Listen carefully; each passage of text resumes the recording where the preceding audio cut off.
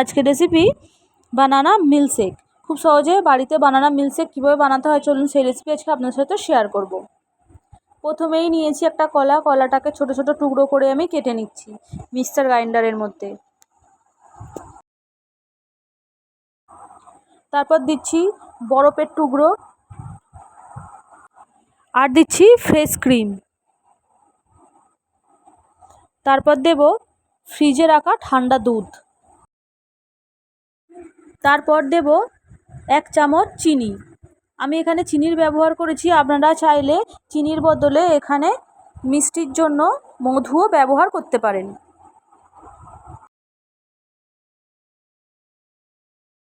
এরপর ওপর থেকে দিয়ে দেব চকলেট সিরাপ,